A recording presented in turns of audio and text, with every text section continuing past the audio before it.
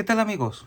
Les habla el Padre Rafael Chávez y les doy la bienvenida una vez más a este su pequeño espacio de meditaciones. Estamos a martes 28 de febrero, primera semana de Cuaresma. Señor, tú has sido nuestro refugio de generación en generación. Desde siempre y para siempre, tú eres Dios. En el nombre del Padre, del Hijo y del Espíritu Santo. Amén. Mira, Señor, a tu familia y concede que mientras afligimos nuestro cuerpo con la penitencia, nuestro espíritu se vea iluminado por el deseo de estar cerca de ti. Por nuestro Señor Jesucristo, tu Hijo, que vive y reina contigo en la unidad del Espíritu Santo y es Dios, por los siglos de los siglos. Amén. Como primera lectura tenemos al profeta Isaías, capítulo 55, versículos del 10 al 11. Esto dice el Señor: como bajan del cielo la lluvia y la nieve, y no vuelven allá, sino después de empapar la tierra y de fecundarla y hacerla germinar, a fin de que dé semilla para sembrar y pan para comer, así será la palabra que sale de mi boca. No volverá a mí sin resultado, sino que hará mi voluntad y cumplirá su misión. Palabra de Dios, te alabamos, Señor. Salmo 33. El Señor libra de sus angustias a los justos. Proclamad conmigo la grandeza del Señor. Ensalcemos juntos su nombre. Yo consulté al Señor y me respondió. Me libró de todas mis ansias. Contempladlo y quedaréis radiantes. Vuestro rostro no se avergonzará. Si el afligido invoca al Señor, Él lo escucha y lo salva de sus angustias. Los ojos del Señor miran a los justos, sus oídos escuchan sus gritos, pero el Señor se enfrenta con los malhechores para borrar de la tierra su memoria. Cuando uno grita, el Señor lo escucha y lo libra de sus angustias. El Señor está cerca de los atribulados, salva a los abatidos. El Señor libra de sus angustias a los justos. Y el Evangelio de hoy es el de Mateo, capítulo 6, versículos 7 al 15. En aquel tiempo, Jesús dijo a sus discípulos: cuando ustedes hagan oración, no hablen mucho, como los paganos que se imaginan que a fuerza de mucho hablar serán escuchados. No los imiten, porque el Padre sabe lo que les hace falta antes de que se lo pidan. Ustedes pues oren así: Padre nuestro, que estás en el cielo, santificado sea tu nombre. Venga tu reino. Hágase tu voluntad en la tierra como en el cielo. Danos hoy nuestro pan de cada día. Perdona nuestras ofensas, como también nosotros perdonamos a los que nos ofenden. No nos dejes caer en tentación y líbranos del mal. Si ustedes perdonan las faltas de los hombres, también a ustedes los perdonará el Padre Celestial. Pero si ustedes no perdonan a los hombres, tampoco el Padre les perdonará a ustedes sus faltas. Palabra del Señor. Gloria a ti, Señor Jesús. Hoy estamos contemplando una de las oraciones, si no la oración más bella que encontramos en toda la Biblia, la que hizo Jesús. De hecho, se llama la oración dominical, no porque se diga el domingo, sino porque es la oración del Señor. Muchos santos han pasado horas simplemente rezando el Padre Nuestro, porque el poder intrínseco de esta oración radica en su simplicidad, en lo atinada de las palabras y en que pues simplemente fue la que el Señor nos enseñó. Él dijo simplemente: cuando oren, oren así. Y nos dio esta corta oración, pero tan densa que, como les dije, hay santos que han pasado horas solamente con decir Padre Nuestro. Tiene una gran enseñanza. Comencemos por decir algunas cosas en cuanto a este comienzo. Dice: ustedes cuando hagan oración, no hablen mucho como los paganos. Muchos por ahí han interpretado equivocadamente esta frase hasta el punto de decir que no tenemos que repetir el Padre Nuestro tantas veces, como por ejemplo en el Santo Rosario.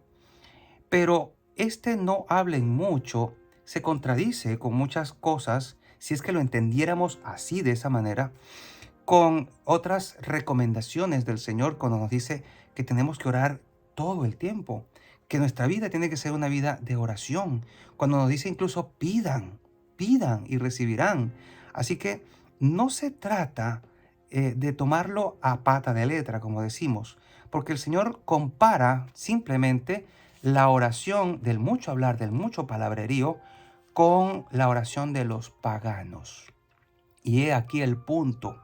La oración del cristiano no es como la del pagano, que primero se dirige a dioses falsos, a dioses que no existen. Por lo demás, los paganos repetían y repetían cosas, muchas de ellas sin sentido y sin un propósito, porque no sabían exactamente cuál era la voluntad de esos dioses. Nosotros sí sabemos, porque Dios lo reveló, cuál es su voluntad. Dice el texto, los paganos se imaginan que a fuerza de mucho hablar serán escuchados. Y nosotros no hacemos eso. No es que a fuerza de mucho hablar queramos ser escuchados por Dios. Es otra la dinámica. Nosotros oramos porque nosotros somos los primeros beneficiados al orar.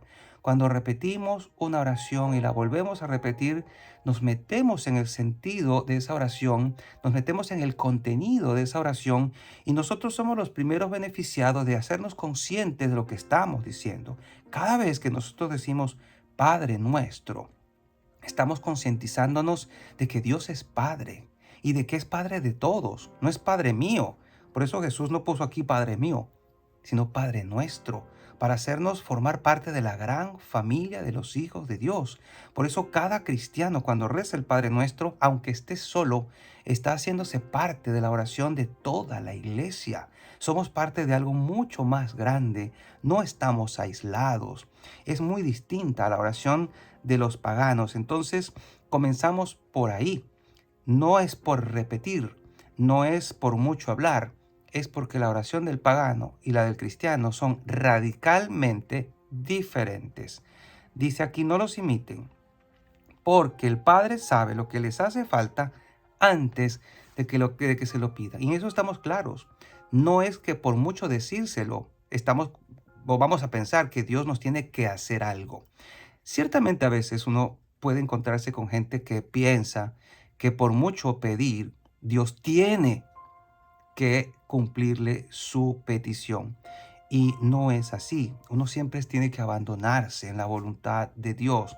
Por eso a veces, y digo a veces, la gente puede frustrarse cuando intenta que Dios haga su voluntad y no uno hacer la voluntad de Dios. Me he encontrado con gente, por ejemplo, póngale un niño, un joven, siente que su papá se descarrila, anda en los vicios y siente que tiene que recurrir a algo o a alguien para solicitar que su papá cambie. Y decide pedirle a Dios que su papá cambie. Y viene a misa y le pide que su papá cambie.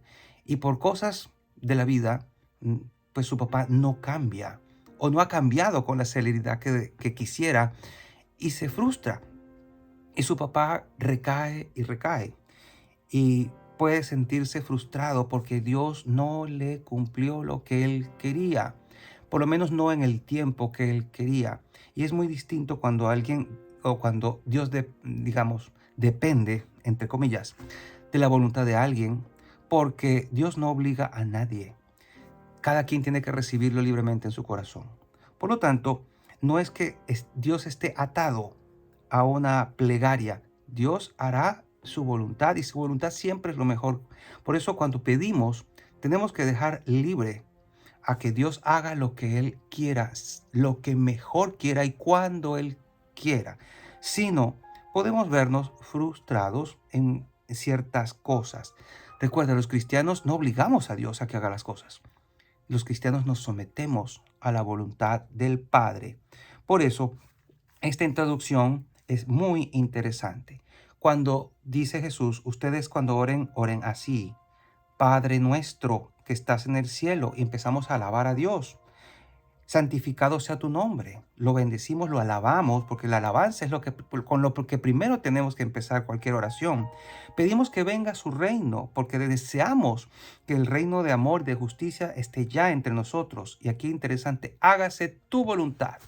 Recuerda, siempre en toda oración tienes que pedirle a Dios que se haga su voluntad, no la tuya. Su voluntad, porque es la que terminará haciéndose. Cuando un corazón está unido a Dios, no le va a pedir otra cosa que no sea su voluntad, en la tierra como en el cielo. También en el Padre Nuestro recordamos que Dios es nuestro proveedor en esta tierra. Danos hoy nuestro pan de cada día. Y el punto interesante aquí es que el perdón de Dios está condicionado a nuestro perdón aquí en la tierra.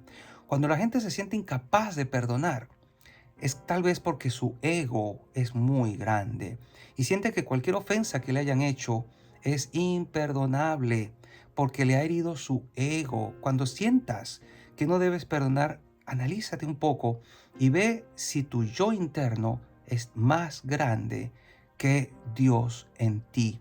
Porque tendrás aquí una seria complicación cada vez que reces el Padre Nuestro, porque el Señor te dice, si ustedes perdonan las faltas de los hombres, también a ustedes les perdonará el Padre Celestial. Pero si ustedes no perdonan a los hombres, tampoco el Padre perdonará a ustedes sus faltas. Entonces es un perdón condicionado. Si tú no perdonas, ¿cómo esperas ser perdonado por Dios?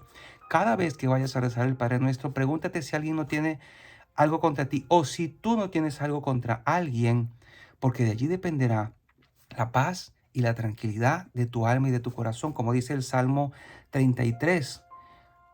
Si el afligido invoca al Señor, Él lo escucha y lo salva de sus angustias.